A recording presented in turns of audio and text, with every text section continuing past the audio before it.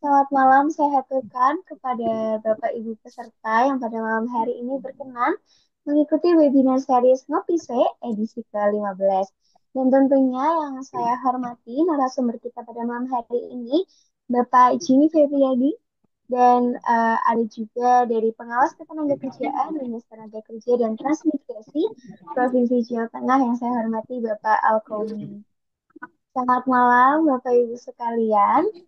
Puji dan syukur kita panjatkan kepada Tuhan Yang Maha Esa karena berkat dan rahmat hidayahnya kita dapat bersama-sama berkumpul di webinar ini dalam keadaan sehat dan tidak kekurangan suatu apapun. Sebelum ke rangkaian acara berikutnya, saya izin memperkenalkan diri ya Bapak Ibu sekalian. Izinkan saya memperkenalkan diri menggunakan pantun gitu. Jalan-jalan naik Avanza, pulangnya beli sempoa. Perkenalkan, saya Meiza. Salam kenal untuk hadirin semua. Cakep, Perkenalkan, cakep. perkenalkan Bapak dan Ibu sekalian, saya Meiza Zufanya Natasha, mahasiswi Fakultas Kesehatan Masyarakat Universitas Diponegoro, yang diamanahi oleh Bapak Mahendra Hakim untuk menjadi MC dan moderator pada webinar series Ngopise edisi ke-15 hari ini. Hal ini merupakan suatu kehormatan yang luar biasa bagi saya, seorang mahasiswa semester 5 yang diberikan kesempatan untuk bergabung dan bertemu Bapak Ibu sekalian yang pastinya sangat hebat dan luar biasa dalam webinar pada malam hari ini gitu nggih.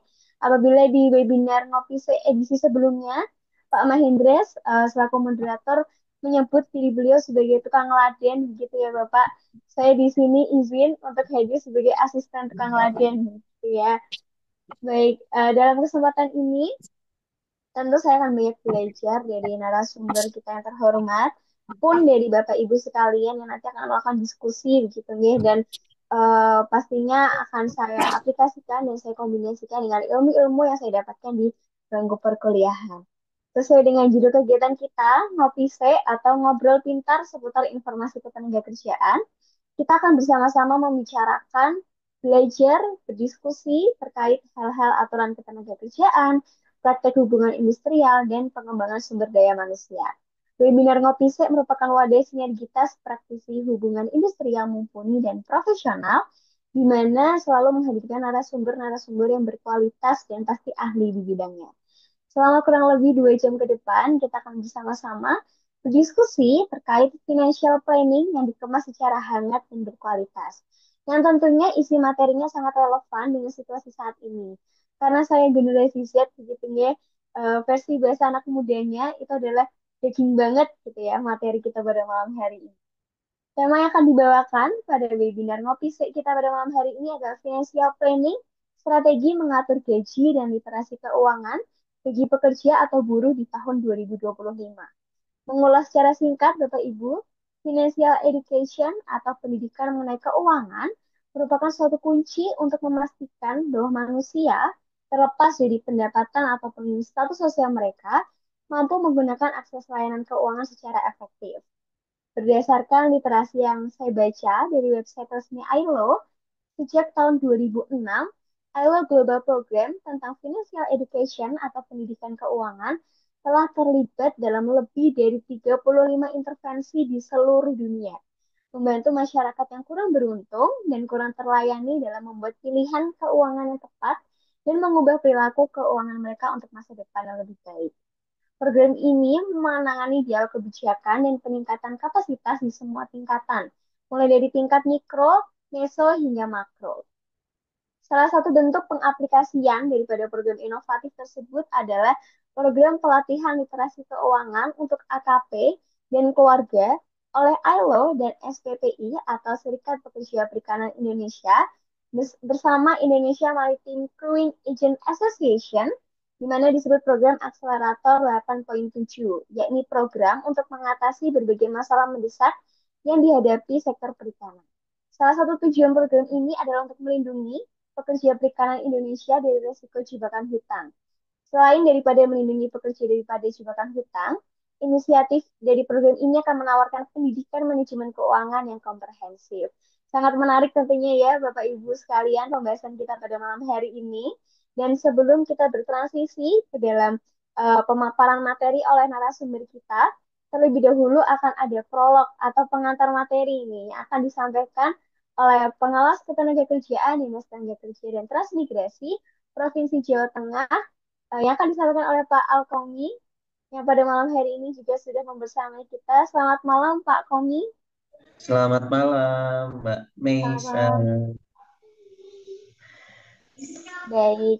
Bagaimana Bapak kabarnya malam hari ini? Alhamdulillah baik. Alhamdulillah Mbak Meisa baik. gimana? Hujan nggak di sana? Di sini sudah reda Bapak. Tadi sempat Udah hujan, udah. tapi sekarang sudah reda. Di Baik. sini juga ada Mas Mahendra tuh udah datang tuh kayaknya tuh pemilik lapak. Iya. Selamat malam Pak Mahendra. Terima kasih Selamat untuk malam Mbak kesempatannya Nisa, Bapak. selamat malam Pak Jimmy, Om Alkomi. Hari ini pokoknya Selamat panggilnya malam. Mbak Nisa, Pak Jimmy sama Om Alkomi sama Pak Yan ya. Monggo silakan. Saya menyimak, Oke, siap. saya menyimak saja. Monggo monggo dilanjut. Ya Bapak, terima kasih sekali Pak Mahendra. Mungkin bisa dilanjut kepada Pak Koni, mungkin ada prolog singkat gitu ya Pak pengantar kita sebelum mendengarkan materi pada malam hari ini. Dipersilakan Bapak. Baik, terima kasih. Terima kasih Mbak Meisa. Mohon izin. Selamat malam Pak Jimmy. Izin menyapa dari Semarang. Selamat malam, Pak Alkomi.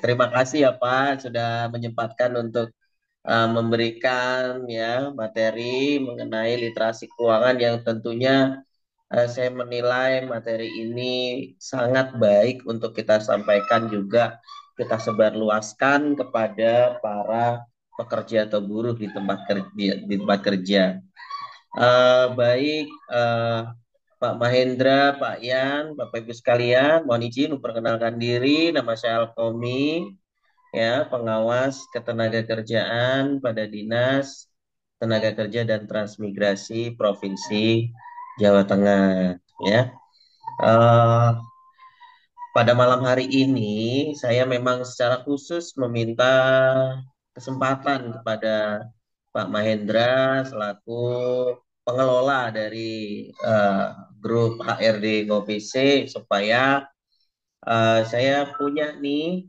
eh, pengetahuan yang sudah diberikan oleh ILO kepada kami mengenai literasi keuangan bagi pekerja. Nah, tentunya kemarin kami pengawas ketenagakerjaan baru saja selesai apel bulan K3 nasional tahun 2025 bersama Menteri Ketenagakerjaan di kawasan industri terpadu Batam. Nah, yang menarik Bapak Ibu sekalian bahwa pada saat momentum talk show K3, Pak Menteri menyampaikan bahwa ada hubungan ya antara kenyamanan dalam bekerja dengan peningkatan produktivitas di tempat kerja.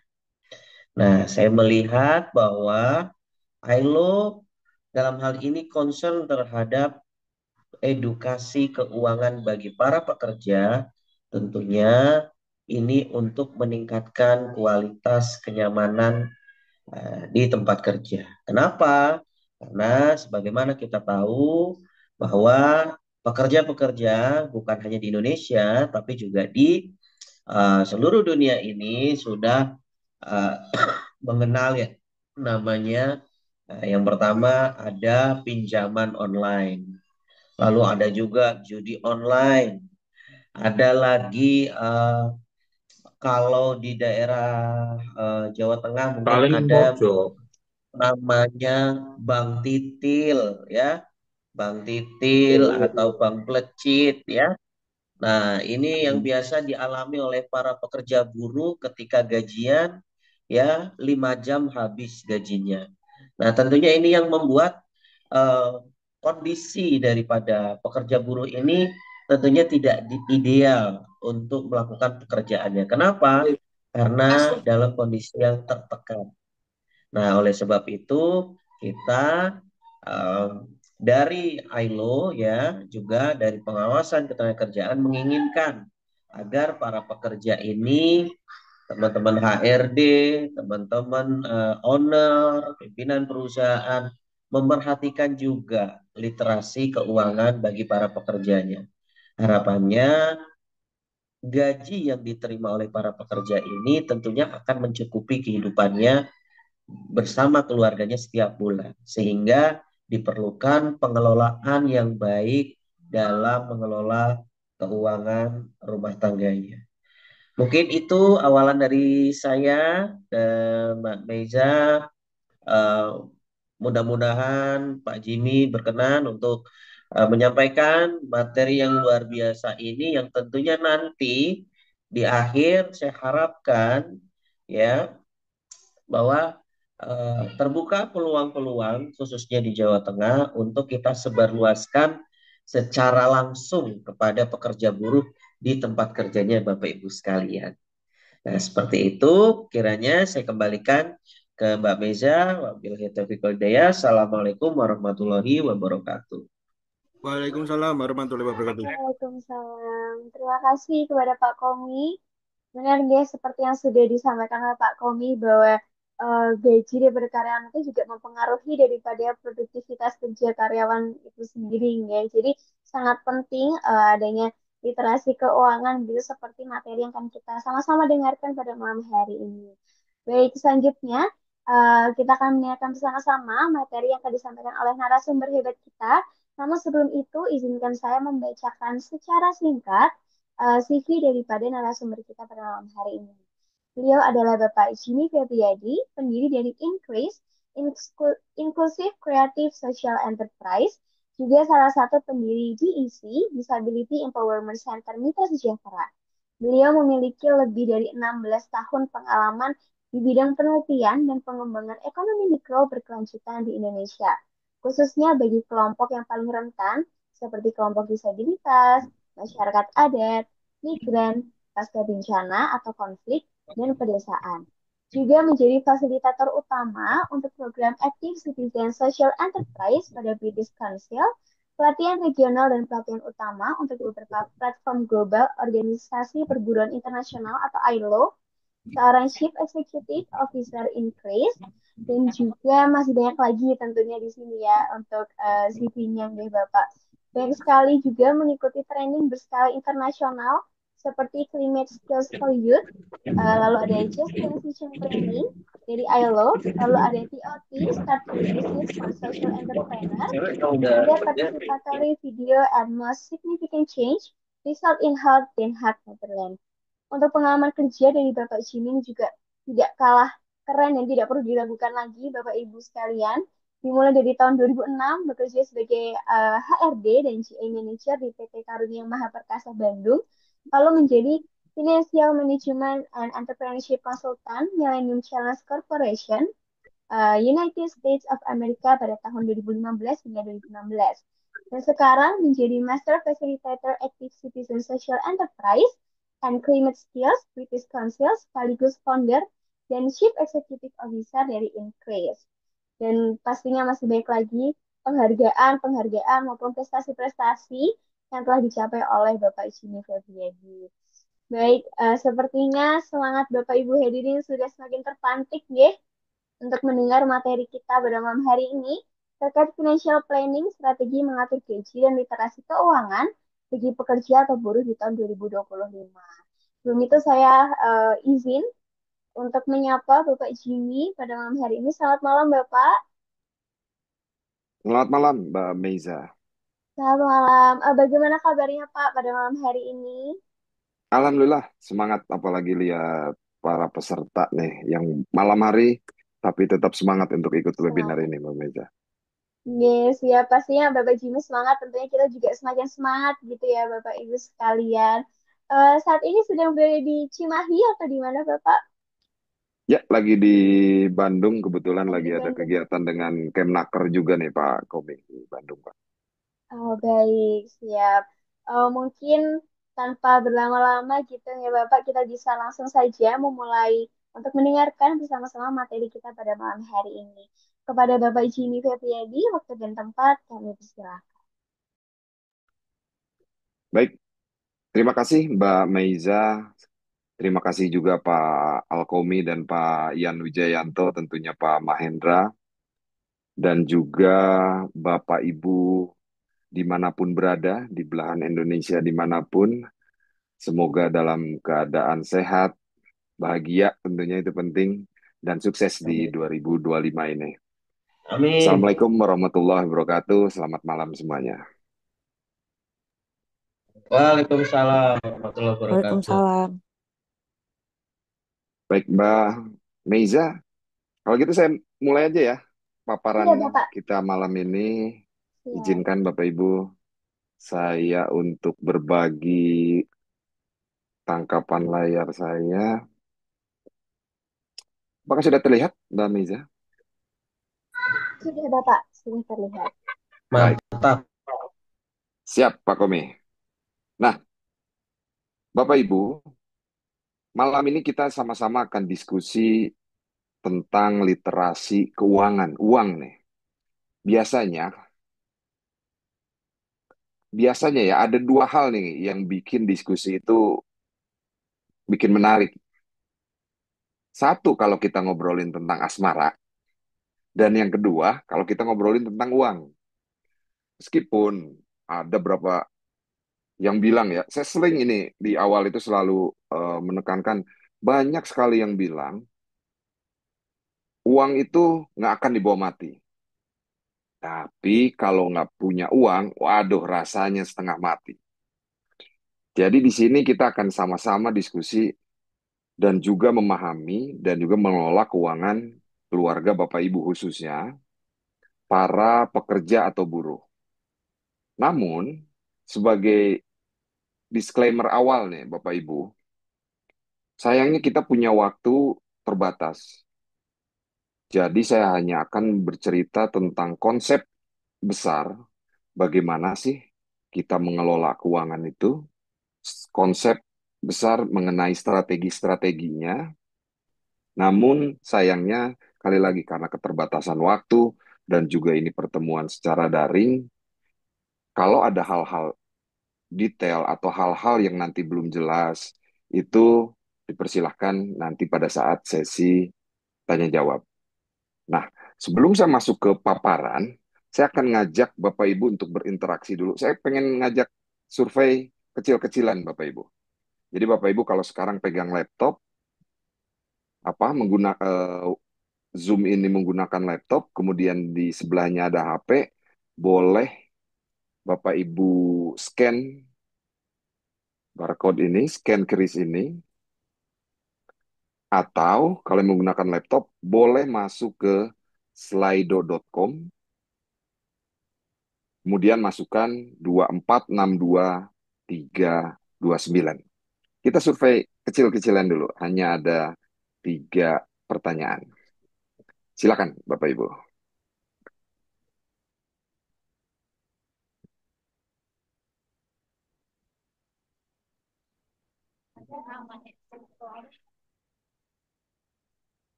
Baik. Dimohon kesediaannya ya Bapak Ibu sekalian untuk bisa mengisi survei kecil-kecilan gitu ya. Yang bisa langsung aja di scan barcode-nya atau bisa langsung ke web slido.com dengan menuliskan nanti passcode-nya di 2462329.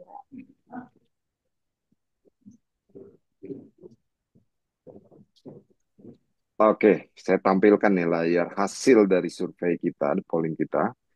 Apakah Bapak Ibu sudah menetapkan tujuan keuangan, menghitung, dan mengetahui tenggat waktu untuk mencapai tujuan keuangan tersebut? Wah, ini yang menjawab belum, ini di 52%. Ternyata belum, saya belum menetapkan dan tidak tahu caranya nih menetapkan tujuan, menghitung tujuan keuangan tersebut, dan tahu kapan ya saya bisa mencapai tujuan keuangan tersebut. Yang kedua, ragu. Ya, saya memang udah tahu penetapan tujuan keuangan saya, tapi gimana ya cara untuk mencapainya? Sedangkan yang ketiga masih 17% yang sudah menetapkan tujuan keuangan, sudah dihitung, tahu kapan akan mencapai tujuan keuangan tersebut. Waduh, ini ragu dan belum ini masih berimbang nih.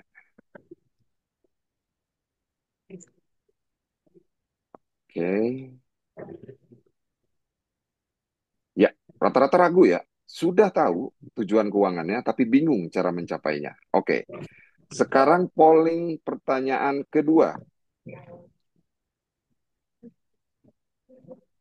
Kedua ini udah ada sebagian yang menulis nih. Ini sederhana saja pertanyaannya.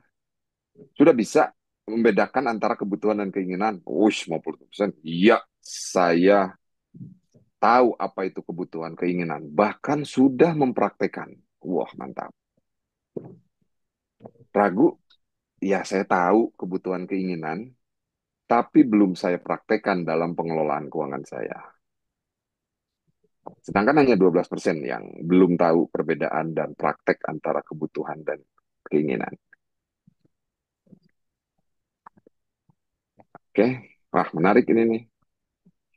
60% sudah tahu kebutuhan keinginan, sudah praktekkan. Oke, kita masuk ke polling ketiga.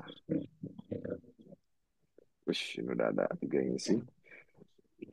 Apakah sudah membuat anggaran keuangan dan mencatat pengeluaran secara tertulis saat membelanjakannya? 60% buat apa? Belum membuat anggaran keuangan, belum mencatat secara tertulis. 29% ragu, kadang saya menulis, menyimpan catatan, tapi tidak sesuai anggaran. Baru 14%. Wah, 13, 16, oke. Sebagian besar ini belum dan tidak tahu cara membuat anggaran dan pencatatan keuangan. Baik. Baik, Bapak Ibu, terima kasih atas survei singkatnya. Jadi kalau masalah tujuan keuangan, ini masih ragu nih. Belum tahu cara mencapainya.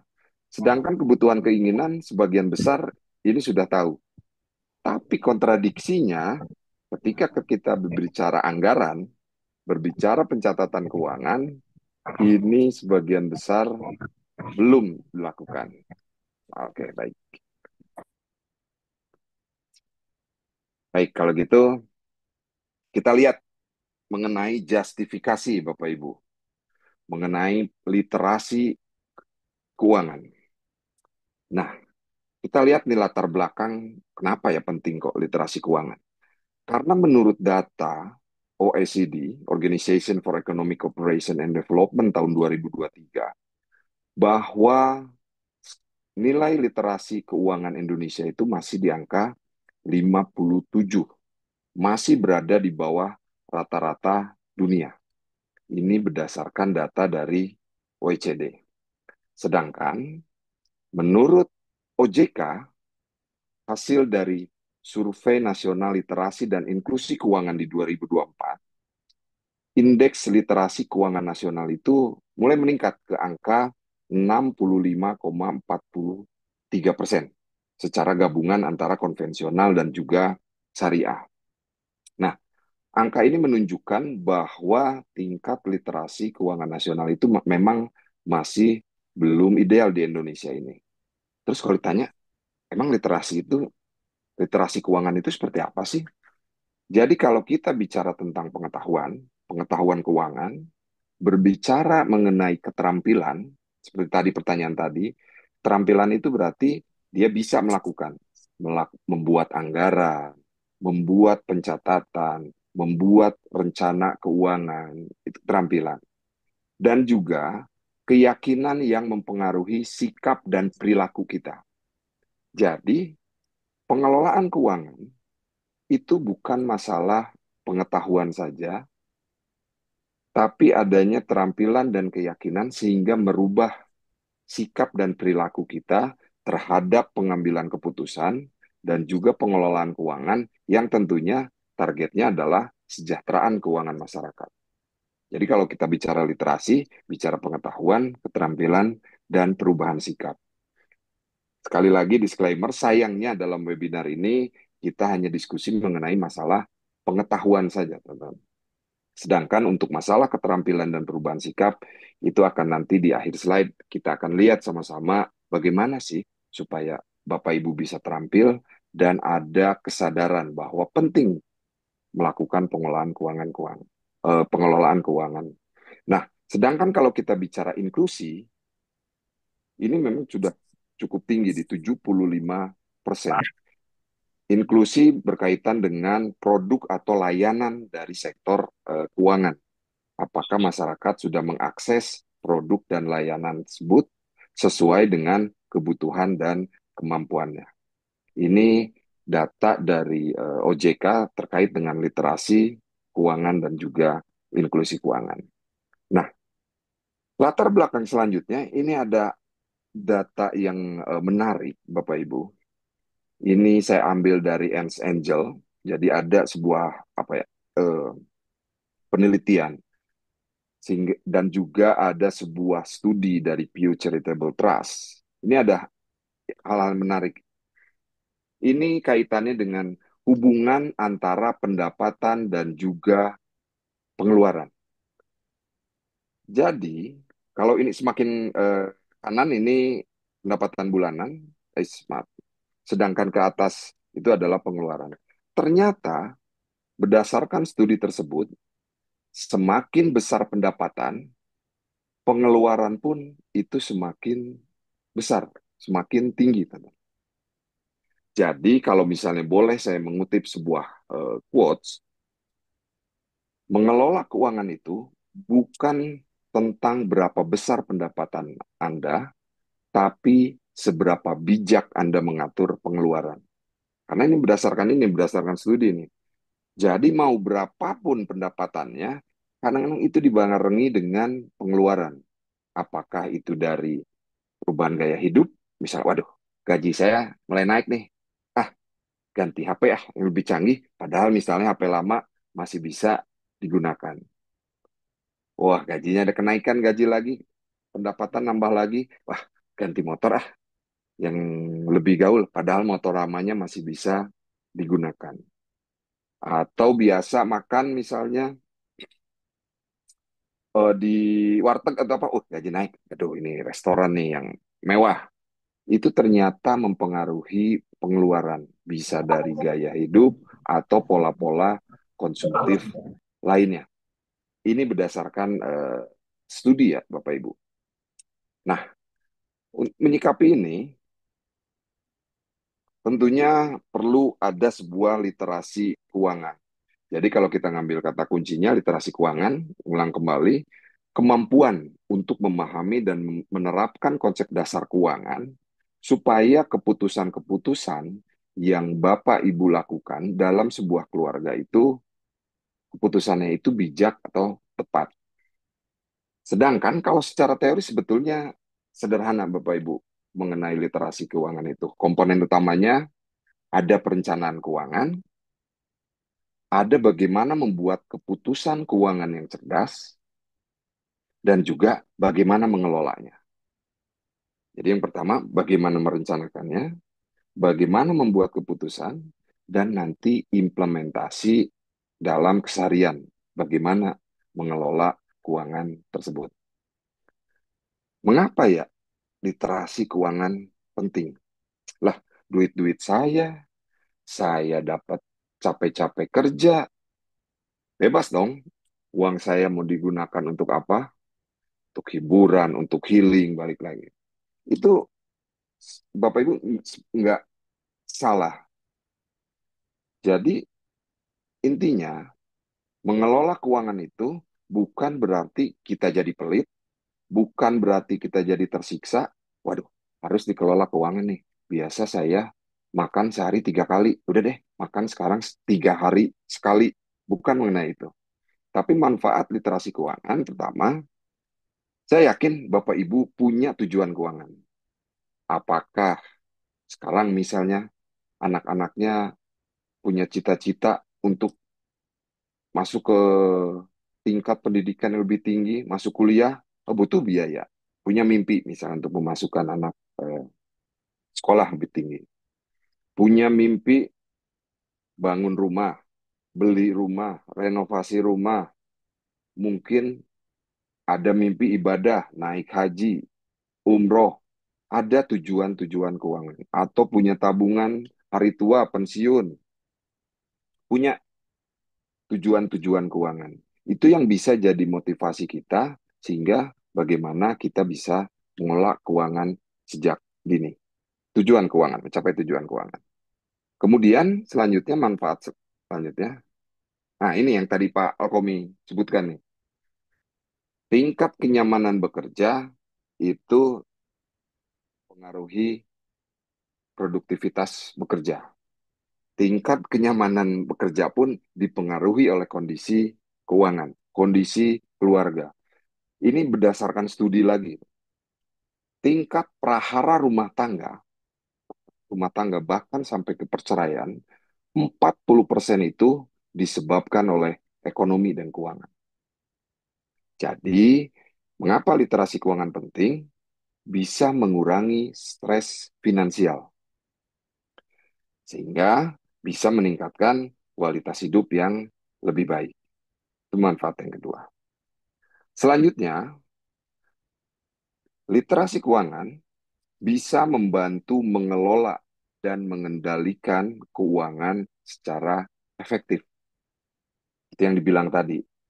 Kita bisa membuat keputusan-keputusan bijak, apalagi Bapak Ibu tadi berdasarkan survei udah tahu nih, mana kebutuhan, mana keinginan, mana yang harus didahulukan, mana yang bisa kita simpan. Wah, itu nanti tunggu saja sampai tabungannya mencukupi atau sampai ada uang untuk memenuhi keinginan tersebut.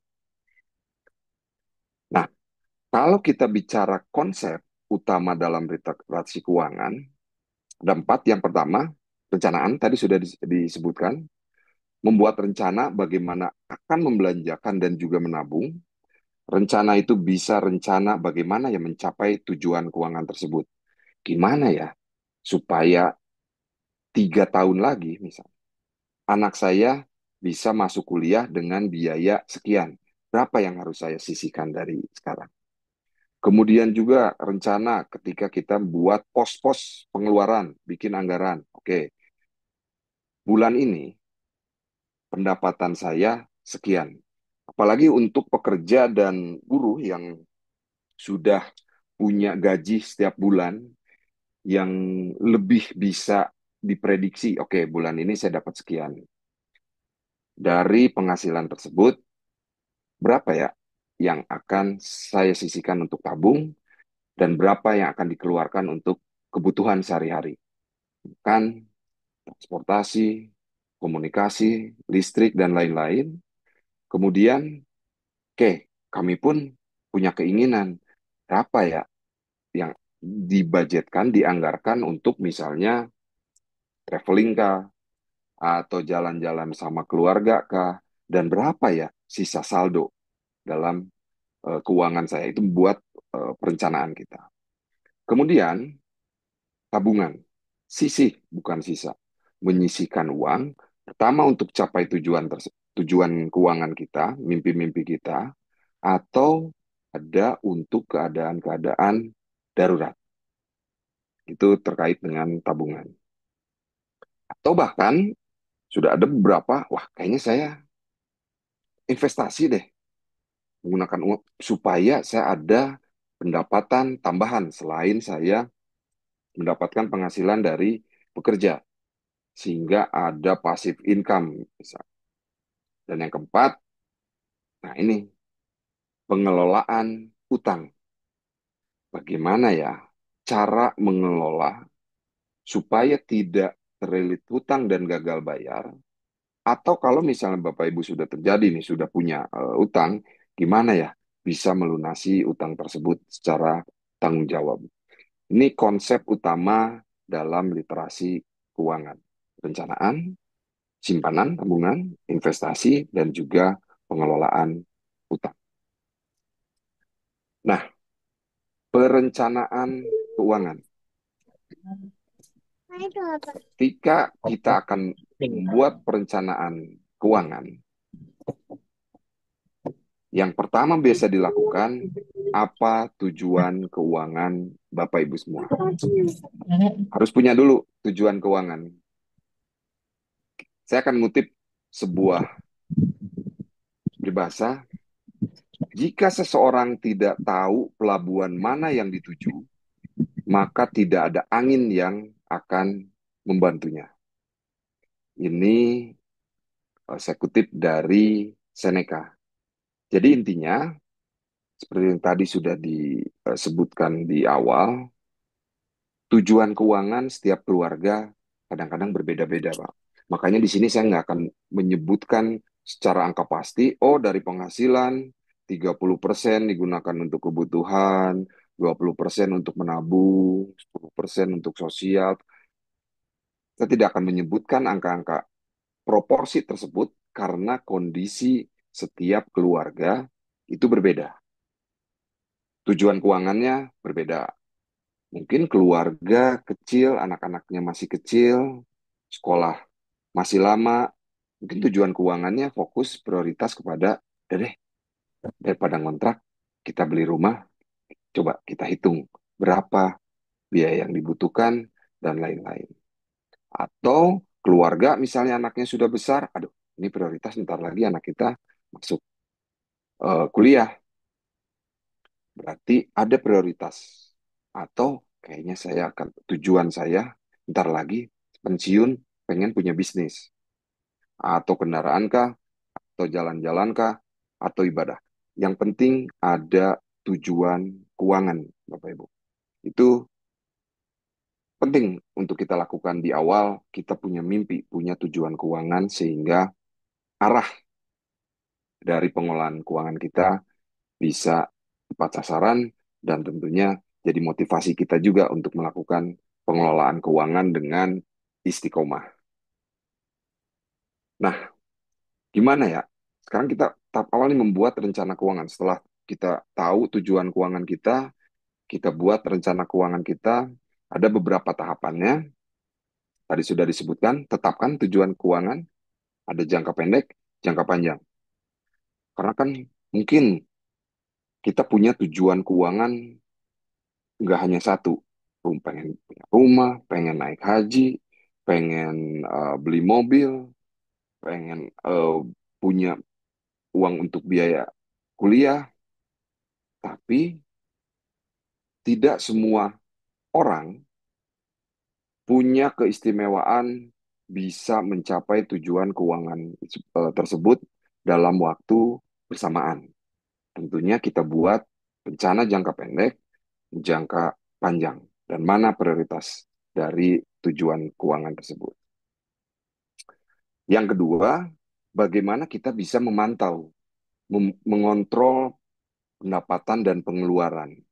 Apakah pencatatan, menyimpan nota-nota keuangan, dan lain-lain. Apalagi sekarang zaman teknologi ya, semua itu banyak sekali layanan-layanan cashless atau tanpa uang cash yang tinggal dari HP itu bisa kita bayar, kita bisa lihat berapa uang masuk, berapa uang yang dibelanjakan, dan bagaimana kita memantau pendapatan dan pengeluaran tersebut. Kemudian selanjutnya, yang ketiga, nah, alokasi atau membuat pos alokasi kita untuk kebutuhan berapa, untuk tabungan berapa. Kalau misalnya ada lebih, apakah kita masukkan kembali ke tabungan tersebut, atau udah deh kita healing, jangan jangan terlalu stres. Adalah kita jalan-jalan keluarga, tapi yang penting ada alokasi-alokasi tersebut, dan tentunya kita berkomitmen untuk sesuai dengan pos-pos atau sesuai dengan alokasi-alokasi yang sudah kita tentukan.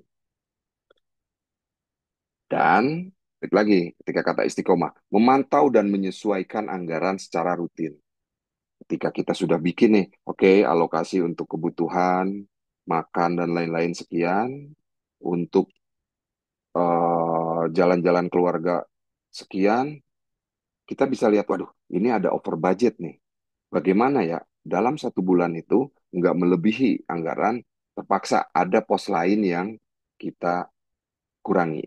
Pantau dan sesuaikan anggaran secara rutin. Jangan sampai anggaran yang sudah kita buat hanya disimpan tanpa kita pantau dan kita sesuaikan. Jadi kalau membuat anggarannya, secara keterampilan itu tidak sulit, Bapak Ibu.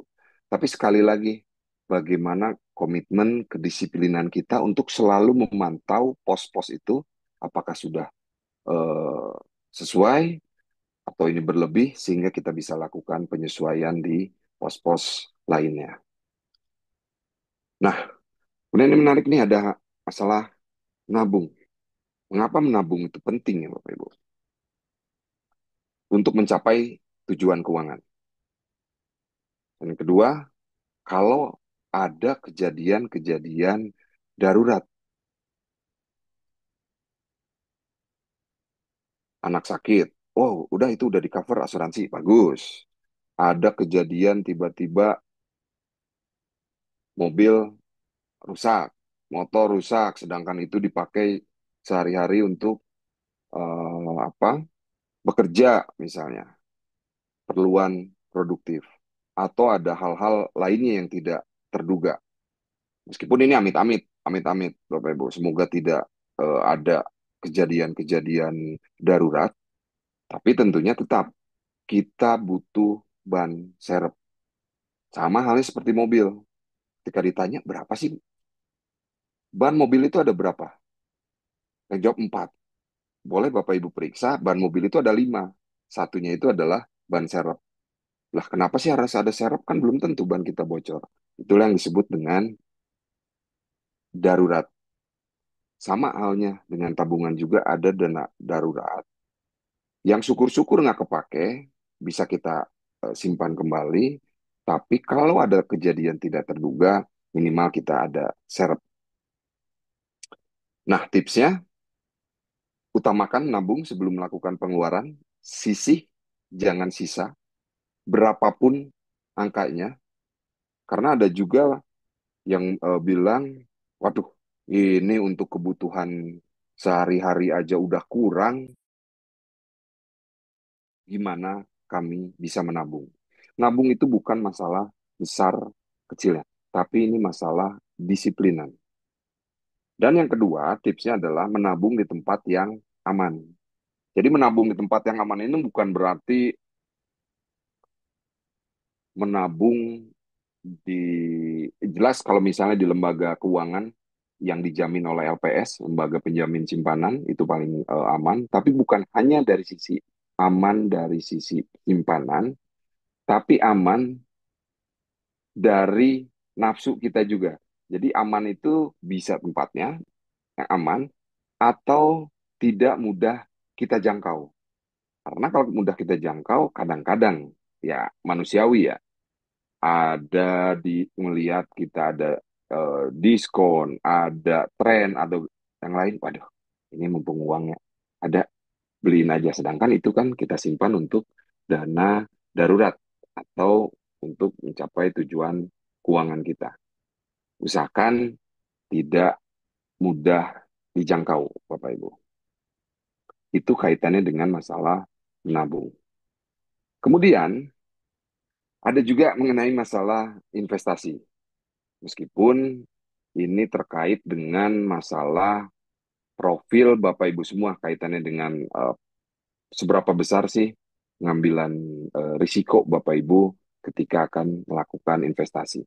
Tapi kalau secara besar ada beberapa jenis investasi, ada saham, obligasi, reksadana, itu biasanya kita sebut dengan investasi keuangan, properti, emas, itu kita bilang investasi real, ada juga eh, berupa online dan lain-lain. Nah, kalau misalnya Bapak Ibu berminat misalnya untuk melakukan investasi, harus memahami toleransi risiko. Apakah Bapak Ibu, kayaknya kalau saya cari aman deh, cari yang risikonya rendah. Atau ada juga yang risiko menengah, atau ada yang tinggi. dan juga berapa lama jangka waktu investasi tersebut. Kenali juga sejauh mana Bapak Ibu siap menghadapi resiko tersebut dan jangka waktu yang sesuai. Karena kalau prinsip di investasi itu ada juga yang bilang low risk, low return, high risk, high return. Risikonya rendah, ya kita dapatnya juga. Tapi risiko lebih tinggi itu bisa mendapatkan lebih besar juga. Dan juga ada prinsip investasi diversifikasi untuk mengurangi risiko. Istilahnya jangan simpan semua telur di satu keranjang.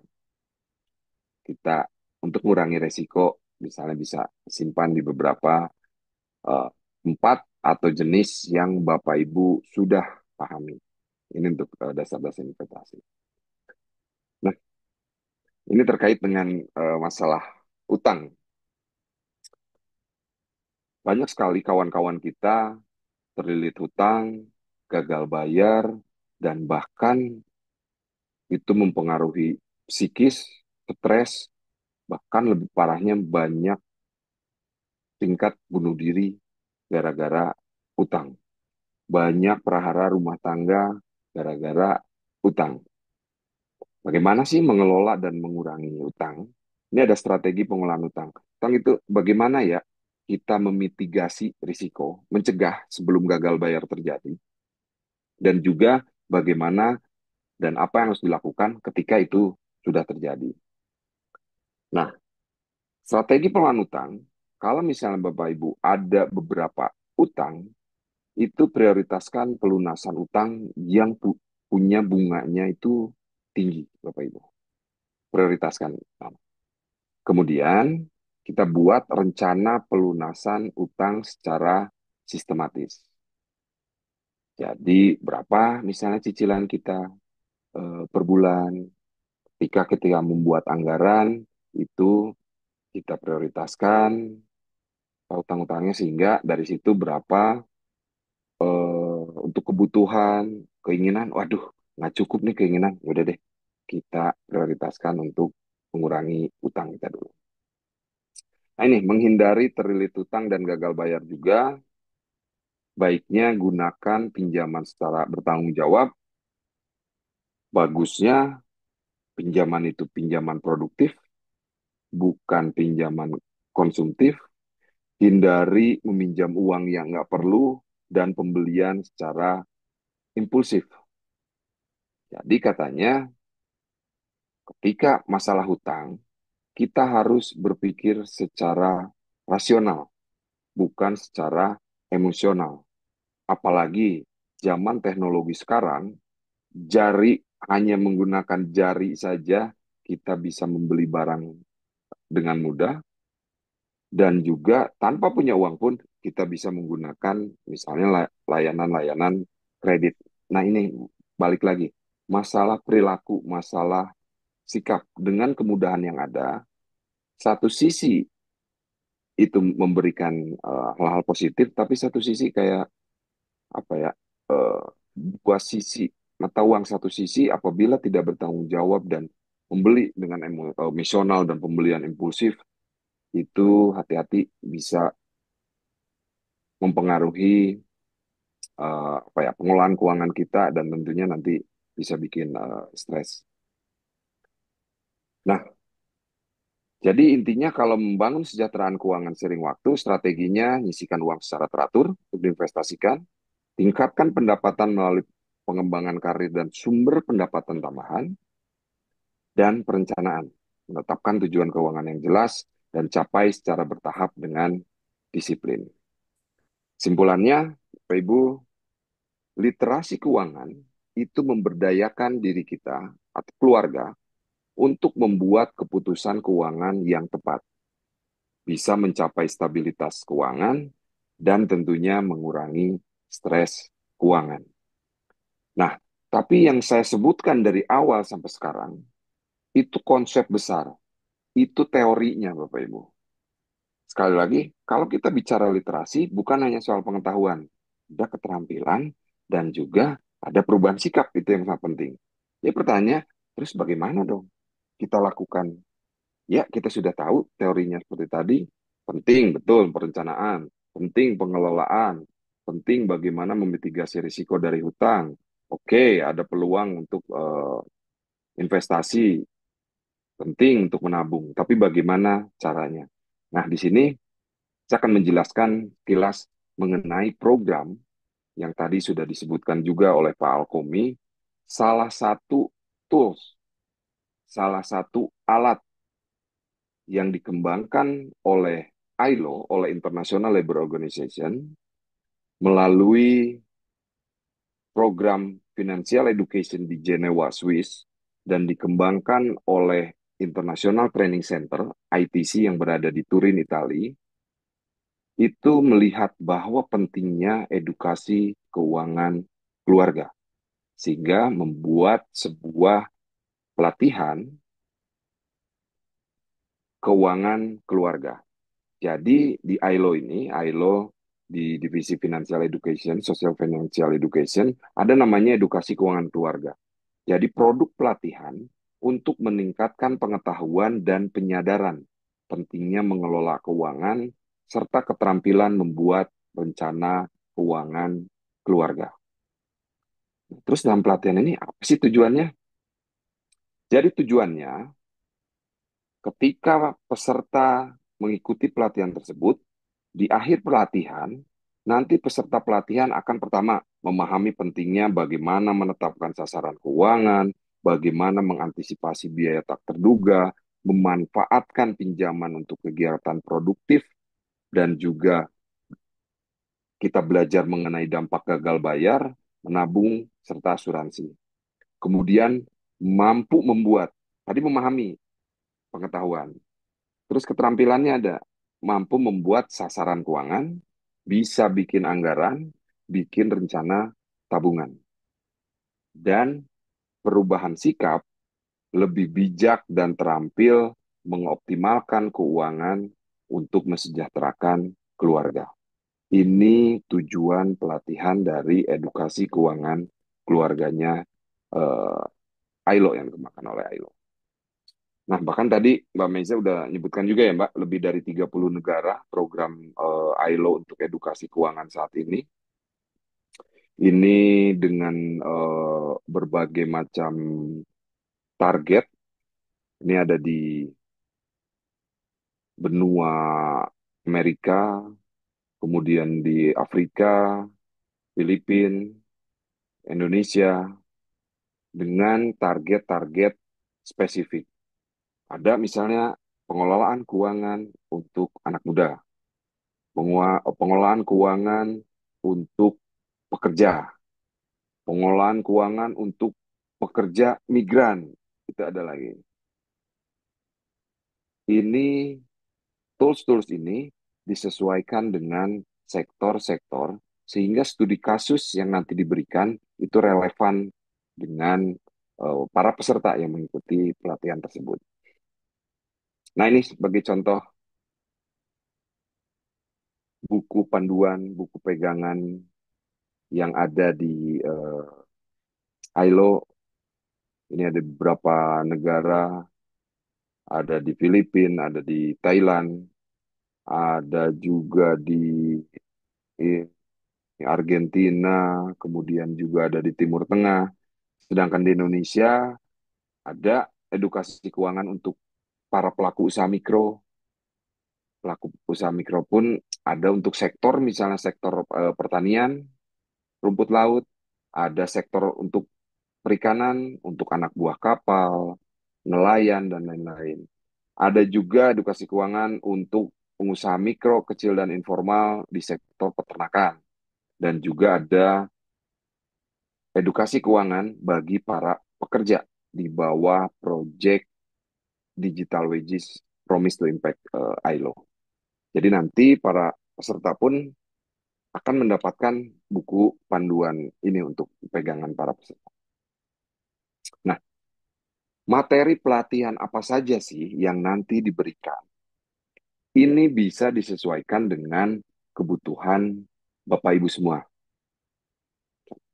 Contoh, di sini ada 7 modul. Modul pertama, bagaimana ya menetapkan target keuangan? menetapkan tujuan keuangan baik jangka pendek, menengah, panjang, bagaimana mengkomunikasikan dengan keluarga. Kemudian ada modul juga untuk menjadi pembeli yang cerdas, membedakan kebutuhan keinginan, membuat anggaran. Kita bikin sama-sama anggaran, kemudian juga bagaimana kita melakukan pencatatan sehingga pengelolaan keuangannya lebih optimal, memahami kontrak kerja dan slip gaji untuk khusus bagi para pekerja, kemudian juga menerima, mengakses, menggunakan upah, itu menggunakan sarana digital, itu bisa dipelajari juga. Kemudian memahami produk-produk tabungan, mana ya produk tabungan yang pas untuk saya. Kemudian ada modul D, ketika kita memutuskan untuk meminjam atau menggunakan produk-produk kredit. Kita bisa melihat opsi-opsi pembiayaan, bisa memilih produk kredit, memahami biaya produk pinjaman, dan tentu menyadari bahaya gagal bayar dan terlilit hutang. Kemudian ada modul juga mengenai alat-alat pembayaran, bagaimana kita mengakses lembaga keuangan, dan terakhir bagaimana mengelola risiko dan menggunakan produk asuransi secara bijak. Pelatihan ini minimal dilakukan 15 jam. Tapi balik lagi sesuai kebutuhan. Kira-kira kebutuhan Bapak Ibu mempelajari yang mana, itu nanti akan disesuaikan agendanya dengan kebutuhan Bapak Ibu. Dan kebetulan di sini ada beberapa national trainer dan Pak Alkomi adalah salah satu trainernya dari tools ini, sehingga Bapak Ibu di wilayah misalnya Jawa Tengah ketika berminat untuk mengikuti pelatihan ini silakan nanti bisa hubungi Pak Alkomi. Nah, dalam pelatihan ini, peserta pelatihan ini akan pertama memperoleh momen pengalaman dan pembelajaran dalam mengelola uang sesuai dengan prinsip eksperiensial pengalaman. Kedua, aktif dalam proses peningkatan pengetahuan keterampilan serta perubahan sikap. Ini prinsip partisipasi. Ketiga, peserta pelatihan mendapatkan sugesti positif dan suasana menyenangkan dalam proses pelatihan. Jadi, kalau nanti Bapak Ibu pelatihan, berbeda dengan webinar ini yang satu arah, proses dilakukan secara partisipatif, positif, menyenangkan sesuai dengan prinsip akseleratif. Dan tentunya apabila dibutuhkan, adanya after training support atau dukungan setelah pelatihan yang menjamin kelanjutan program. Jadi didampingi.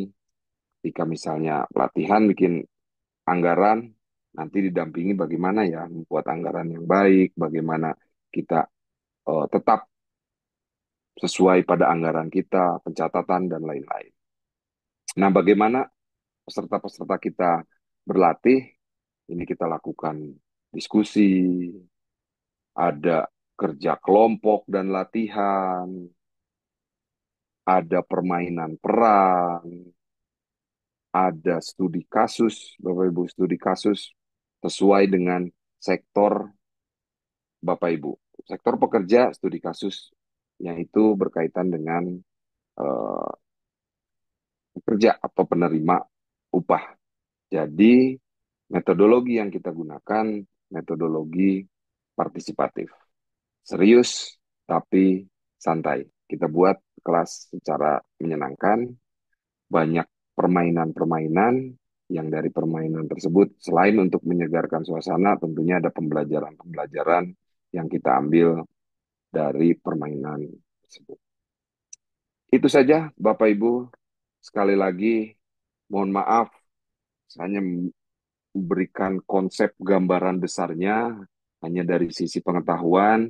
Tapi balik lagi, kalau memang ini sangat dibutuhkan, kaitannya dengan keterampilan dan juga perubahan sikap, ada tools, ada pelatihan khusus yang bisa dilakukan baik secara tetap langsung maupun secara daring. Itu saja konsep besarnya, Bapak Ibu. Sekali lagi mohon maaf karena waktu sangat terbatas sehingga tidak bisa secara detail, namun diharapkan setelah ini kita bisa berdiskusi, tanya jawab, dan ada hal-hal yang belum jelas itu bisa ditanyakan dan bisa kita diskusikan. Itu Mbak Meiza paparan dari saya. Selanjutnya silakan kalau misalnya ada pertanyaan atau ada diskusi. Terima kasih. Ya, terima kasih banyak kepada Pak Jimmy. Sungguh luar biasa ya Bapak Ibu sekalian materinya pada malam hari ini.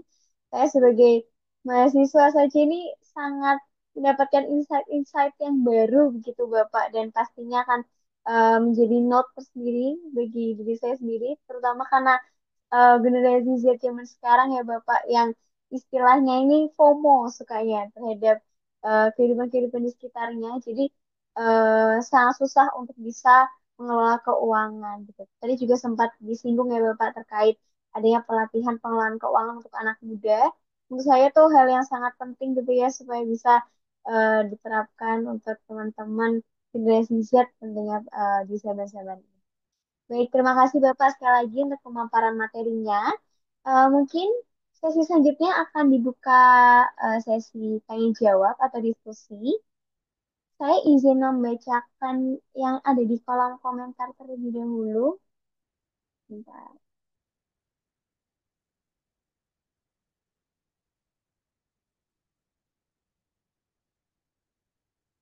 Baik, di sini tadi sudah ada pertanyaan dari eh, S6 ya ini ya. Namanya tidak muncul di sini. Mohon maaf ya Bapak ataupun Ibu. Di sini saya izin membacakan pertanyaannya. Yang pertama, apa tujuan keuangannya? Lalu pertanyaan kedua, apa definisi sukses bagi Bapak Jimmy?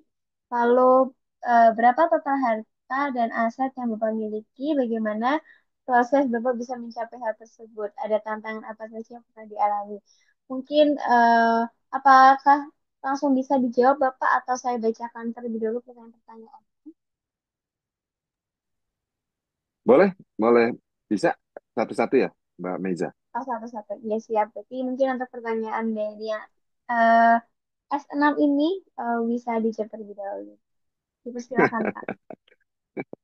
Ini pertanyaannya lebih ke pribadi ya, tujuan keuangan. Nah, memang ketika bicara tujuan keuangan, tentunya kondisikan ya. Tujuan keuangan saya itu saya lakukan berdasarkan siklus kehidupan saya. Bapak atau ibu yang bertanya ya. Jadi saya ingat waktu anak itu masih kecil-kecil, tujuan keuangan saya adalah dulu, pertama, rumah dulu, punya rumah. Berapa harga rumah yang saya inginkan, kemudian berapa yang saya harus alokasikan, sisihkan, dan lain-lain. Kemudian setelah beli rumah, tujuan keuangan berikutnya saya pengen punya kendaraan, misalnya untuk pekerjaan, antar jemput ternak teri ya, antar anak, antar istri.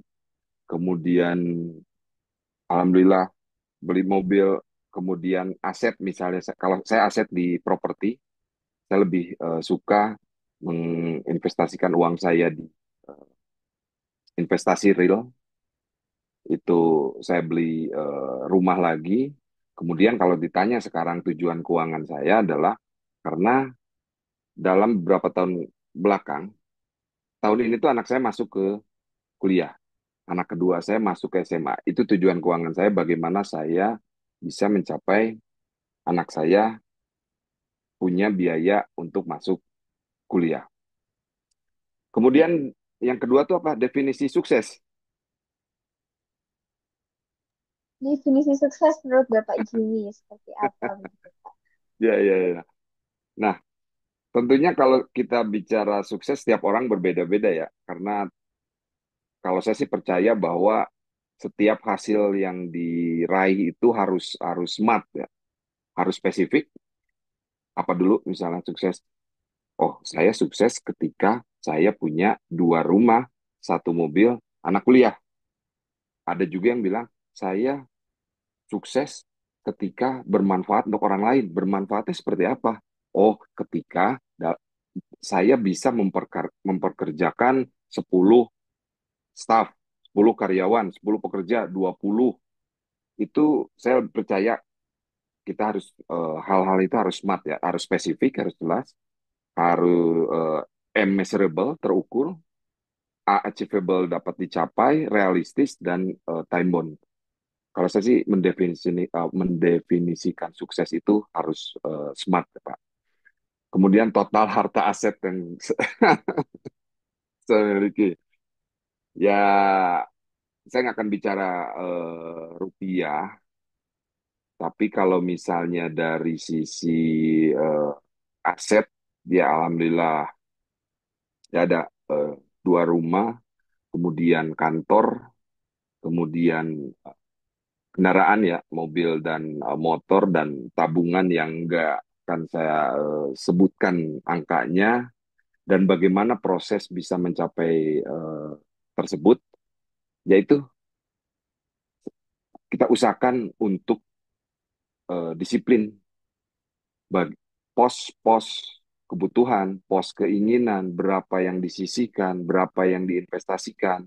Ini menjawab pertanyaan berikutnya, tantangan. Tantangannya itu, aduh, menjaga keistiqomahan dan menjaga bagaimana nafsu manusiawi untuk memenuhi keinginan dibanding kebutuhan. Aduh, itu yang kami rasa itu tantangan yang memang agak berat. Yang alhamdulillahnya beruntung saya punya partner, istri tercinta yang selalu kita berkomunikasi sehingga kita bisa saling mengingatkan mimpi-mimpi kita, tujuan keuangan kita, sehingga kita bisa saling ngerem. Tentu Pak atau Bu S6, tantangannya itu kita bisa istiqomah terhadap perencanaan kita. Itu mungkin untuk pertanyaan ini. Pertanyaan berikutnya, Mbak Meisa, silakan. Semoga Ya, bisa menjawab Pak eh, Islam.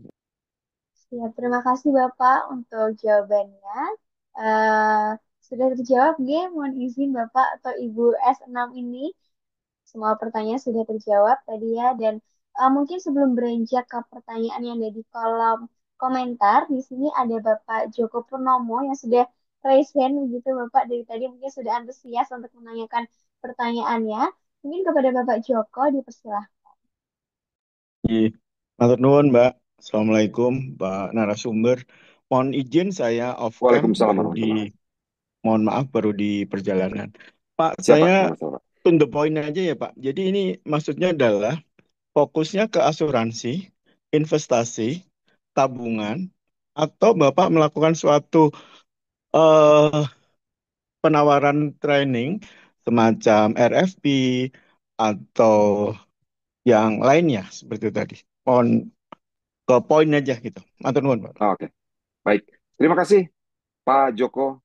Nah, kalau saya sebetulnya ini ya Pak, bukan agen asuransi, tabungan, bukan dari lembaga keuangan yang menawarkan produk. Tapi kalau ditanya, apakah menawarkan produk pelatihan? Ya, gitu.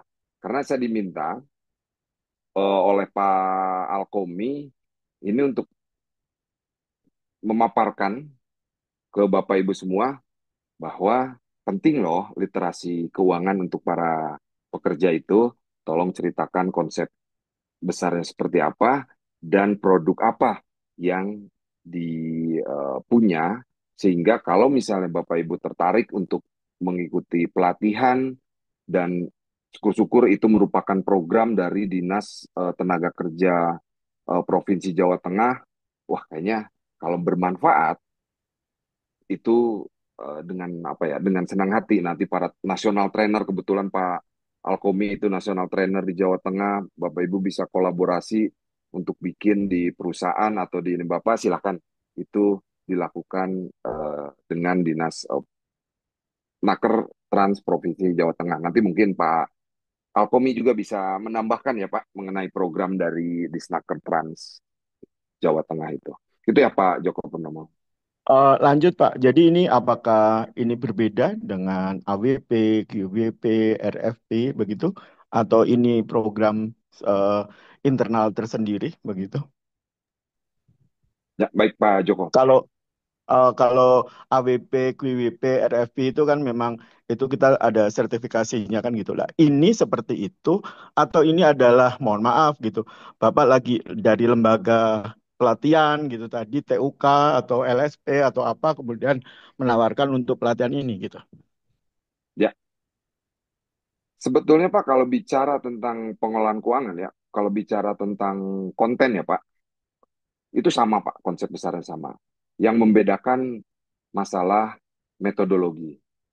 Nah, kalau saya sih di lembaga pelatihan, namun punya mitra-mitra di Jawa Tengah yang punya program, yang nanti kalau misalnya Bapak Ibu berminat, silahkan bermitra dengan mitra-mitra di Jawa Tengah. Contoh misalnya dengan di Snaker Trans Provinsi.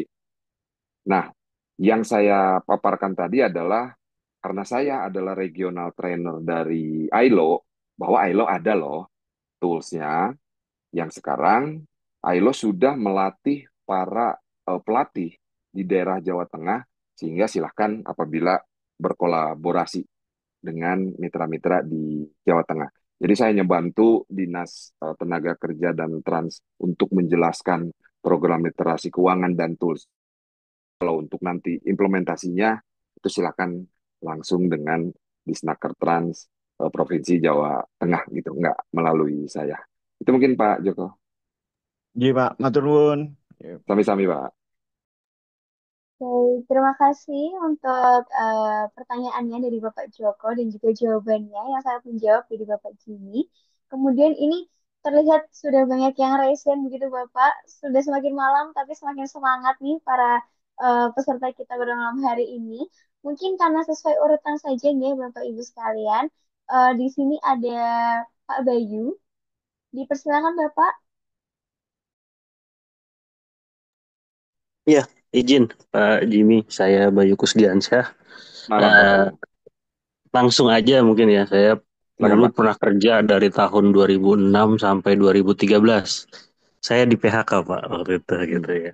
Walaupun dapat PHK-nya cukup besar gitu ya, cuman karena kita istilahnya dapat uang kaget gitu ya, biasa orang susah dapat uang kaget gitu, nilainya puluhan juta, nggak sampai 1 tahun habis semua untuk beli barang-barang gitu ya. Terus, tapi yang saya alami ini kan tadi kalau kita lihat pada judul yang Bapak sampaikan kan literasi keuangannya untuk pekerja gitu ya.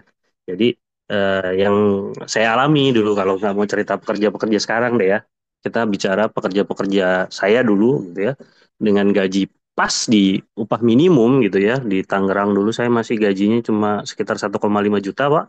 Itu untuk bayar kontrakan, potong biaya untuk ngasih orang tua dan lain sebagainya. Untuk apa makan aja udah pas-pasan gitu Pak ya. Jadi kalau tadi kan Bapak ngasih tips gitu ya. Tipsnya menabung gitu ya.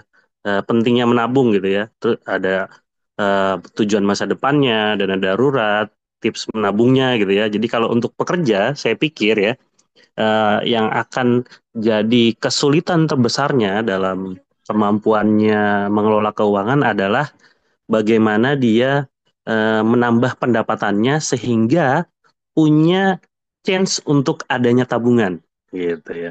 Kalau dulu di waktu saya muda dulu gitu ya, kesannya udah tua banget gitu ya tapi jadi waktu zaman saya muda dulu tuh kita kenal namanya memusuhi satu mata uang, Pak. Jadi dulu di tahun itu setiap saya ketemu uang pecahan 5.000 rupiah gitu ya, itu kami bermusuhan dengannya. Artinya apa? Kami akan menarik uang itu kalau ketemu gitu ya, itu kami simpan ke dalam celengan kami gitu ya. Jadi eh, saya dan teman-teman gitu ya membuat kita agak bermusuhan walaupun nanti di akhir-akhir bulan akhirnya kita harus tetap ngutang-ngutang ke warteg-warteg sekitar gitu gitu. Jadi itu salah satu tipsnya gitu ya bermusuhan lah. Kira-kira Pak, kalau di era yang sekarang ini yang mungkin kita mendapatkan pendapatan sudah lebih banyak aksesnya ya dengan kerja part-time dan lain sebagainya di luar job desk kita gitu ya. Adakah saran yang bisa disampaikan satu atau dua yang secara konkret dari Bapak gitu ya, yang bisa disampaikan kepada pekerja-pekerja gitu, bila mana mengalami permasalahan yang seperti saya, gajinya tuh memang hari-hari sudah habis kesempatan untuk menabungnya saja sudah tidak ada gitu ya. Gimana cara kita sebagai pekerja untuk punya chance untuk memiliki apa itu tabungan? Terima kasih, Pak. Terima kasih Pak Bayu, itu pertanyaan yang sangat menarik dan terima kasih sudah berbagi. Itu tadi salah satu tips ya, memusuhi uang 5.000 ketika nemu, wah udah langsung disimpan. Baik, tipsnya gimana nih ya bagi pekerjaan yang udah pas-pasan? Intinya sebenarnya untuk meningkatkan tabungan kita, betul kan ada tiga cara ya Pak. Satu tadi sudah disebutkan oleh Pak Bayu, tingkatkan pendapatan. Cara kedua, tekan pengeluaran. Cara ketiga, lakukan kedua-duanya. Nah, cuma PR-nya, tantangannya adalah ini pengeluaran untuk kontrakan, untuk makanan sehari-hari aja udah habis. Berarti pengeluaran udah nggak bisa ditekan nih. Berarti caranya adalah tingkatkan pemasukan. Nah, tinggal memang yang harus direview kembali, Pak, apabila memang ada pencatatan pengeluaran, apakah pengeluaran-pengeluaran tersebut memang sudah benar-benar itu semua kebutuhan, udah nggak bisa ditekan, nggak mungkin lagi nih kita tekan dari sisi pengeluaran untuk kebutuhan ya, untuk makan, masa sih makan 3 hari sekali jadinya, masa sih kita ngebayar kontrakan, masa lain-lain, berarti memang harus ditingkatkan pendapatan. Nah itu terus kalau saya kan kerja, nah apakah pendapatannya itu berupa misalnya usaha lainkah, apakah pendapatannya dari sisi investasi kah? Namun balik lagi itu pun harus hati-hati, harus punya pengetahuan, pemahaman mengenai investasi yang tepat. Jadi memang juggling ya Pak, tapi tiga hal tersebut Pak, tingkatkan pendapatan, tekan pengeluaran, atau lakukan kedua-duanya. Itu mungkin kalau contoh konkretnya, yaitu apakah ada usaha sampingan, investasi, atau kalau syukur-syukur Bapak punya pencatatan, kita lihat dari sisi pengeluarannya, ada nggak yang bisa ditekan seperti itu Pak. Makanya fungsi dari pencatatan itu sangat penting untuk mengontrol itu ya Pak. Karena kalau nggak lihat itu kita nggak bisa rinci lihat mana-mana nih yang bisa kita. Mungkin itu Pak Bayu. Berarti fokusnya pada pencatatannya, Pak ya, biar bisa misalnya seminggu kita belanjanya butuh 120.000 gitu ya, lauknya misalnya ada Hmm, ikannya, ada hmm, ayamnya gitu dalam dua hmm. hari. Terus nanti ya udah kayaknya ayam nggak perlu banyak-banyak deh, seminggu dua kali, cukup seminggu sekali aja gitu ya. Berarti seperti itu Pak maksudnya atau gimana? Betul Pak. Ketika Pak Bayu bikin pos 120, kalau ada pencatatan dalam 1 bulan, kita sesuai nggak dengan itu? Di atas nggak, jangan-jangan nggak kerasa kita udah belanja, atau jangan-jangan ada jajannya, wih udah 150.000. Atau tadi betul sekali tadi yang disampaikan Pak Bayu. Oke deh, penting nggak harus setiap hari ayam. Coba kita diskusikan dengan istri gitu ya untuk memodifikasi, yang penting nutrisinya terpenuhi sehingga angka pos itu bisa tetap atau bahkan bisa kita turunkan. Ya, Pak Bayu, betul sekali Pak. Terima kasih. Oke, terima kasih Pak Jimmy. Baik, terima kasih kepada Pak Bayu atas pertanyaannya dan juga jawaban dari Pak Jimmy. Nah, Bapak Ibu sekalian dan Bapak Jimmy juga, saya izin bertanya Bapak karena waktu sudah menunjukkan pukul 9 lebih. Dan antusias dari peserta kita pada malam hari ini masih cukup banyak gitu ya Bapak, masih banyak yang raise hand. Saya izin bertanya apakah dari Pak Jimmy masih berkenan untuk menerima pertanyaan-pertanyaan dan menjawab pertanyaan-pertanyaan dari peserta pada malam hari ini, Bapak. Iya, boleh Mbak. Saya juga sambil lihat ini ya, sambil lihat chat Pak Fendi, apakah pelatihan ini sama dengan saya Pak? Sekali lagi, kalau konten itu sama Pak. Yang membedakan itu adalah pendekatan metode yang dilakukan dalam pelatihan itu.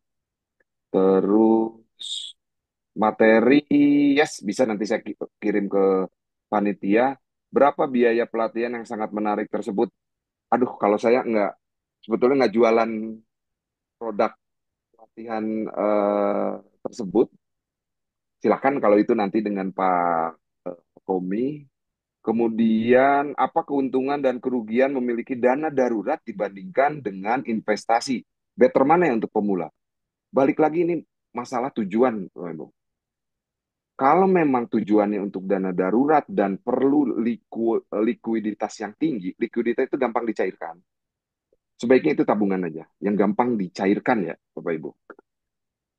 Nah, terus kalau misalnya investasi, nah investasi kan itu sulit kalau misalnya kita gunakan untuk dana darurat, karena investasi itu sebaiknya itu bukan jangka pendek ya, dan itu balik lagi ke profil risiko. Apakah Bapak Ibu lebih suka investasi keuangan, obligasi, saham, reksadana, atau seneng investasi real, properti, emas? Tapi balik lagi, likuiditasnya itu lebih rendah dibandingkan dengan tabungan. Kalau tujuannya adalah dana darurat, sarannya lebih baik tabungan. Tapi kalau memang tujuannya adalah investasi jangka panjang, itu bagus. Untuk pemula, yang mana ya? Tergantung, balik lagi ke profil resiko. Di sini Pak Randi, resi- resikonya apakah bisa menerima risikonya, misal, aduh saya rendah aja deh, saya masih kurang berani nih, masih pemula, atau menengah, atau justru tinggi. Banyak kan, kayak misalnya reksadana. Reksadana itu ada manajer keuangan yang mengelola, tapi itu juga kita harus pintar-pintar memilihnya. Dan sekali lagi, saya nggak jualan investasi tersebut, hanya bisa memberikan masukan-masukan, tapi kalau produk-produknya jelas saya tidak sebutkan. Itu ya kalau misalnya untuk eh, tabungan dan investasi. Baik, Terus mungkin saya berlaku, izin ya, oh, membacakan silakan, ya silakan Pak, Mbak Reza. yang Oh, boleh, dari boleh. pertanyaan dari Pak Yulian Rizky. Izin bertanya, sesuai dengan topik malam ini, apakah konsep utama yang dipaparkan tadi berlaku juga bagi angkatan kerja baru atau buruh dengan gaji UMK? Gitu pertanyaannya Bapak. Ya, terima kasih. Pertanyaannya menarik, Pak Yulian. Konsep utama paparkan berlaku angkatan kerja baru atau buruh dengan gaji UMK. Ya, itu tadi salah satu tools di ILO itu ada memang khusus untuk pekerja atau buruh. Dan kalau kaitannya dengan gaji UMK, Pak, seperti yang saya sebutkan di awal, mengelola keuangan itu bukan berdasarkan berapa besar gajinya, tapi seberapa bijak kita melakukan pengeluaran. Nanti dalam pelatihan itu sama-sama itu bikin anggaran, gimana pengelolaan keuangan yang baik ketika gajinya gaji UMK misalnya kayak gitu. Karena berdasarkan tadi data yang tadi saya sebutkan tadi ya, justru kadang-kadang semakin tinggi pendapatan itu jadi nambah juga nih pengeluaran. Itu yang bagaimana eh, key pointnya adalah bagaimana secara bijak mengatur pengeluaran tersebut. Itu Mbak Meiza.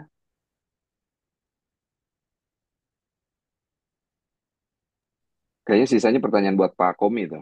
Baik, terima kasih Bapak untuk jawabannya. Mungkin kita beranjak ke pertanyaan di sini ada dua peserta yang sudah raise hand Bapak. Mungkin kepada Yovina Raisa Nabila, boleh langsung saja open mic dan bertanya. Baik, sebelumnya terima kasih atas perhatiannya. Sebelumnya perkenalkan, nama saya Vina Raisa dari Universitas Diponegoro. Izin bertanya Pak terkait dengan fenomena Gen Z yang dalam hal pengelolaan keuangan, yang mana apabila kita perhatikan lebih lanjut, Gen Z cenderung lebih mengutamakan tampilan dan estetika yang mana apabila terjadi suatu tren, maka mereka lebih mudah merasa fear of missing out atau FOMO dan cenderung konsumtif. Menurut Pak Jimmy, apakah memang ada pergeseran dalam hal kesadaran finansial dari generasi ke generasi atau bagaimana, Pak? Terima kasih. Terima kasih Mbak Yovina. Kayaknya mewakili Gen Z juga nih ya, Mbak Yovina ya. Kalau pertanyaannya apakah ada pergeseran, ya jelas ada ya, Pak. Semakin berkembangnya teknologi, semakin mudahnya akses, itu tentunya sangat mempengaruhi perilaku ya, Pak. Karena pengolahan keuangan ini sekali lagi bicara tentang perilaku, pengetahuan, keterampilan, dan juga masalah perilaku.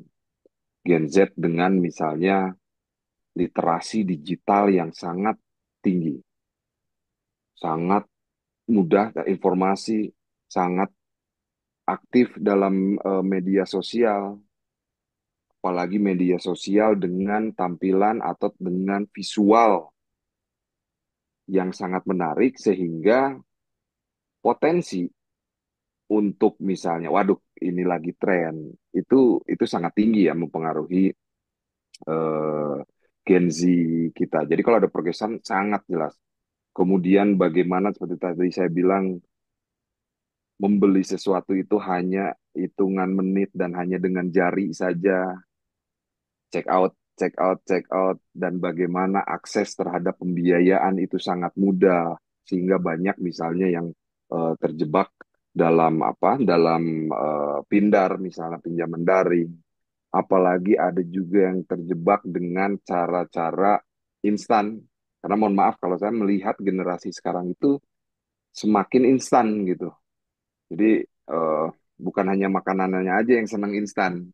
Bagaimana bisa mendapatkan pendapatan secara instan sehingga sebagaimana kita ketahui fenomena judi judi daring itu sangat, waduh, itu perputaran sangat tinggi karena misalnya dari dipengaruhi perilaku dan kurangnya kesadaran.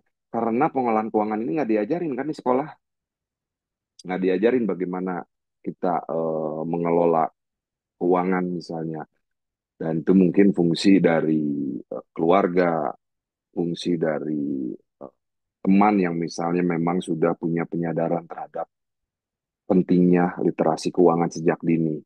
Dan ILO pun sadar, makanya tadi sempat disebutkan, punya bahkan khusus pengelolaan keuangan untuk anak muda dengan melalui pendekatan-pendekatan untuk yang dan metode-metode yang sesuai dengan Gen Z tersebut. Itu mungkin Mbak Yovina, semoga menjawab Mbak. Makasih. Baik, terima kasih untuk Makasih, Pak. jawabannya, Bapak. Di sini masih ada pertanyaan dari Pak Fendi Sutanto. Boleh Bapak langsung open mic saja. Ya, terima kasih moderator. Malam Pak Jimmy. Izin bertanya Pak. Malam, Tapi malam Pak sebelumnya, Fendi. sebelumnya saya mau sharing juga bahwa Siapa? saya di dunia asuransi Pak. Dan eh, saya juga punya lembaga training untuk soft skill. Nah, saya membantu beberapa corporate untuk memotivasi mereka bekerja dengan maksimal. Cuman kalau dari hasil motivasi yang kita lakukan, balik lagi secara finansial itu mempengaruhi semangat kerja mereka dan kedisiplinan atau tingkat performance ya Pak kita bilang ya.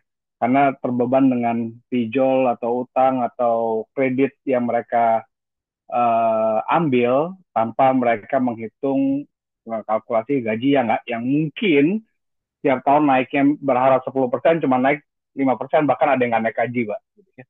Nah, jadi itu jebakan Batman sih kalau menurut saya. Nah, tadi saya mendengar ini sangat bagus menurut saya, dan apalagi tadi Bapak bilang ada program dari dinas ya untuk menjangkau masyarakat masyarakat pekerja secara keseluruhan.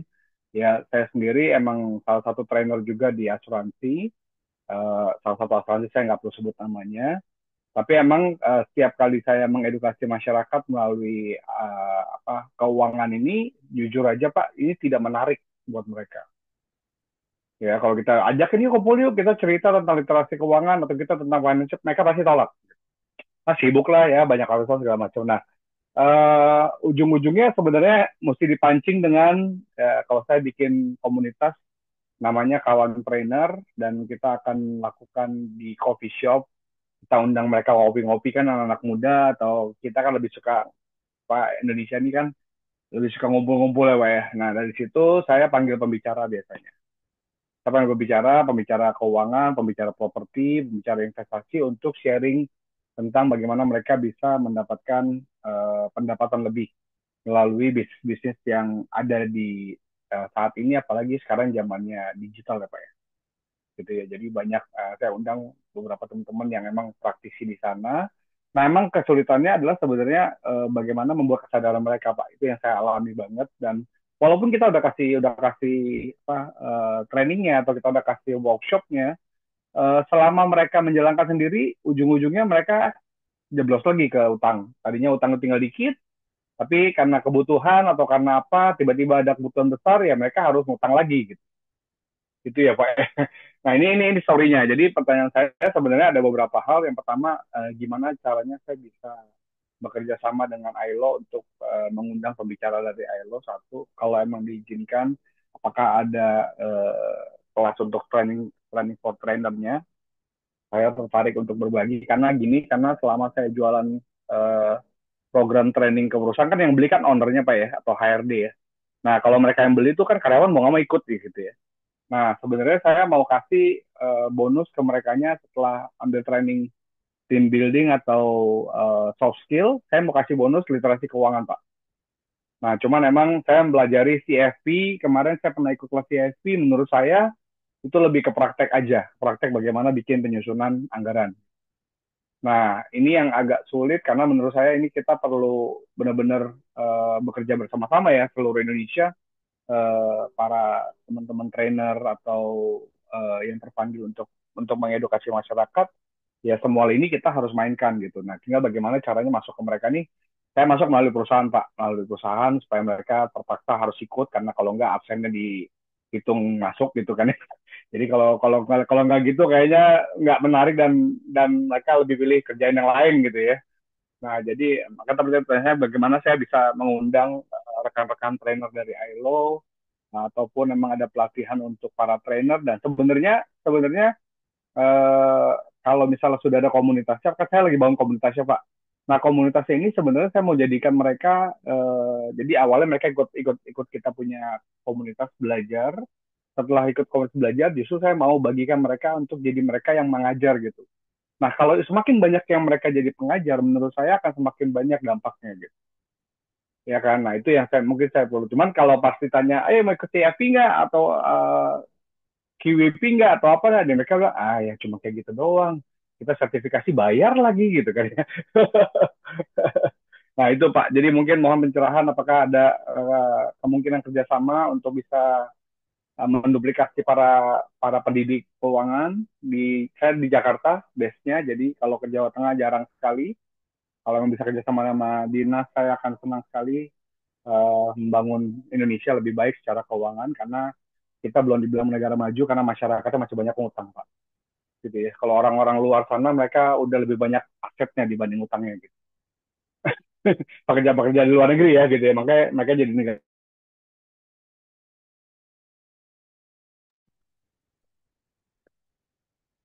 Ya, Pak Fendi. Pak Fendi kan terputus ya, Mbak Meja ya? Atau dari sayanya nih? Untuk Bapak Fendi, apakah pertanyaannya sudah semua dipaparkan atau memang terkendala jaringan, Bapak?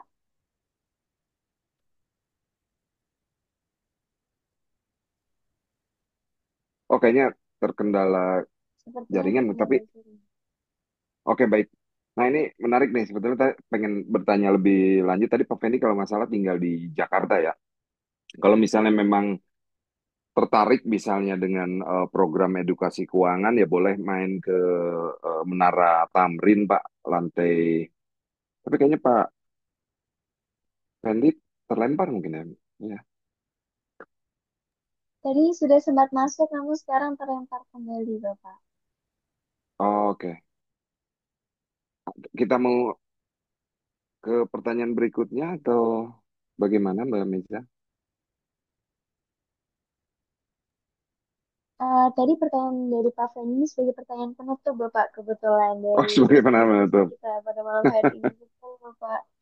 Ya, meskipun Pak Fendi terlempar, tapi untuk sebagai informasi untuk teman-teman semua, kalau Sorry Pak, peluang sorry baru masuk. ah sudah masuk kembali ya, segera Pak. Ya Pak Udah Fendi, Pak, kalau sorry Pak. peluang Thank you, thank you. siapa? Untuk peluang kolaborasi itu terbuka Pak. Karena kami melihat dari sisi demand ya Pak untuk literasi keuangan itu sangat tinggi sekali memang betul Pak. Tinggal sebenarnya kan pertanyaannya bagaimana pendekatan tools itu sesuai dengan kebutuhan, nggak dipukul rata itu ya Pak, yang pertama Pak, karena Setuju, kondisinya setuju. itu berbeda-beda. Contoh Ya, aja, OJK itu mengeluarkan peraturan, cuma saya lupa nomor berapa, bahwa setiap lembaga keuangan wajib memberikan edukasi terhadap nasabahnya. Bayangkan ada berapa lembaga keuangan di Indonesia, bayangkan ya, eh, kalikan nasabahnya, dan bayangkan ketersediaan trainer yang kompeten misalnya untuk eh, supaya kan misi kita itu bagaimana ada perubahan perilaku ya, bukan misi ya, hanya ya udahlah penting ada kerjaan, bukan hanya itu aja, tapi bagaimana ada perubahan sikap khususnya orang-orang Indonesia terhadap masalah pengelolaan keuangan. Nah, di ILO sendiri itu prosesnya itu ada beberapa tahapan. Yang pertama itu ada sertifikasi nasional trainer, kemudian ada regional trainer, ada internasional trainer yang selalu dipantau dan juga dipastikan kualitasnya oleh ITC Turin dan ILO Jenewa. Tapi sekali lagi, konten sama. Tapi pendekatan-pendekatan, metode-metode yang dilakukan itu yang berbeda. Seperti tadi saya bilang, eh, apa ada pendekatan-pendekatan khusus. Yang kedua, saya sepakat dengan Pak Fendi. Proses intervensi pelatihan itu hanya sebagian kecil, Pak. Nggak mungkin kita merubah sikap. Pelatihan ya, 5 hari, pulang, berubah sikap. Nggak mungkin, Pak. Makanya enggak. ada namanya after training support. Di program after Ya, training support itu kita memastikan bahwa dampak yang dihasilkan, kita memberikan pendampingan kepada penerima manfaat, itu semakin tinggi. Dan ya, untuk program ILO sendiri tidak dikomersilkan, Pak. Bahkan kalau untuk TOT bisa tanya ke Pak. Di sini ada Pak Alkomi, ada Pak Ian, ada Pak Sudartono sebagai national trainer yang dulu dilatih oleh ILO. Apakah Pak Komi bayar, Pak? Enggak, Pak. Tapi jelas Travelnya Pak, juga, Pendi travelnya juga diganti, Pak. diganti. Tapi ada seleksi ya, Pak. Kita ada ya, seleksi, ada Betul ya. namanya pastilah. training need assessment untuk melihat kemampuan trainer sejauh mana.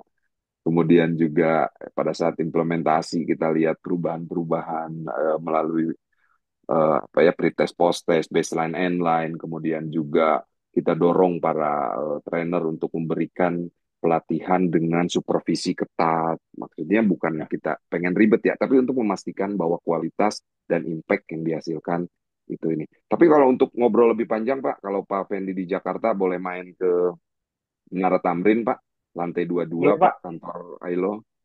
Atau kalau Boleh. perlu nanti kita kontak-kontakan Pak Fendi untuk diskusi lebih lanjut dan Siap. siapa tahu bisa ngopdar apa kopi darat sambil Udah, ngopi-ngopi kopi kita dulu Pak. deh. Siap Pak. Siap, siap. Terima kasih Pak Fendi. Ya. Baik, terima kasih untuk pertanyaannya pada Pak Fendi dan jawabannya dari Pak Jimmy. Pertanyaan dari Pak Fendi sekaligus menjadi pertanyaan penutup ya Bapak Ibu sekalian pada sesi tanya jawab kita pada malam hari ini.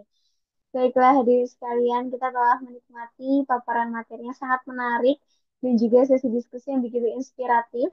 Untuk memberikan rangkuman yang lebih jelas, izinkan saya untuk membacakan kesimpulan dari materi yang telah kita dengarkan bersama. Jadi telah disampaikan bahwa nilai literasi keuangan Indonesia masih sangat rendah. Menurut survei yang dilakukan oleh OJK, masih belum ideal terkait literasi keuangan di Indonesia, yaitu di angka 65,43%.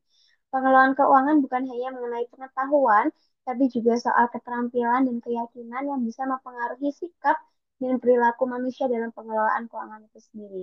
Ada 3 kunci dalam literasi keuangan, yaitu perencanaan keuangan, keputusan keuangan yang cerdas, dan bagaimana pengelolaannya.